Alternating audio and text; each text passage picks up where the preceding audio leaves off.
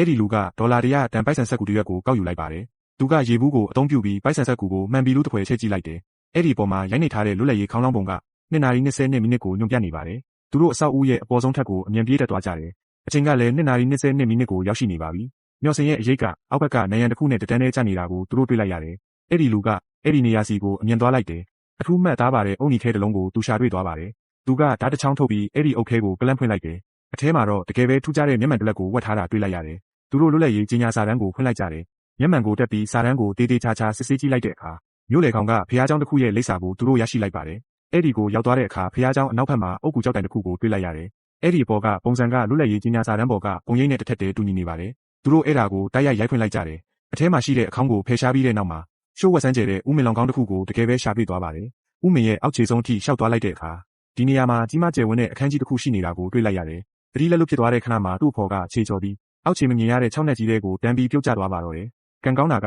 အောက်ဘက်မှာရှိတဲ့ဓာတ်လေကသေးစားလေးကအလုံးလုံးနေပါသေးတယ်။နောက်ဆုံးတော့သူတို့အောက်ဆုံးထိဘေးကင်းစွာရောက်ရှိသွားကြတယ်။အဲ့ဒီလူကနိုင်ရန်ပေါ်မှာရေးဆွဲထားတဲ့အရာရာကိုမြင်နိုင်စွမ်းရှိတဲ့မျက်လုံးပုံကိုတွေ့လိုက်ရတယ်။အဲ့ဒီလူကခလုတ်ကိုနှိပ်လိုက်တာနဲ့ကြောက်တကားကြီးကသူတို့အတွက်ချောချောမွေ့မွေ့ပဲပွင့်သွားပါတော့တယ်။အထဲမှာတော့ရှေးဟောင်းရွှေတဲ့ပစ္စည်းတွေနဲ့ရှေးဟောင်းပစ္စည်းအမျိုးမျိုးတကယ်ပဲရှိနေပါတယ်။သူတို့အလဲပဟိုကမီးကိုညှိလိုက်ကြတယ်။ရေအောက်ခမ်းမကြီးတစ်ခုလုံးမှာဝတ်ထားတဲ့မရေမတွက်နိုင်သောရတနာတိုက်ကြီးတစ်ခုလုံးပေါ်ထွက်လာပါတော့တယ်။အားလုံးကသူတို့ဘဝရဲ့အထွတ်အထိပ်အောင်မြင်မှုစီကိုရောက်ရှိသွားကြပါတော့တယ်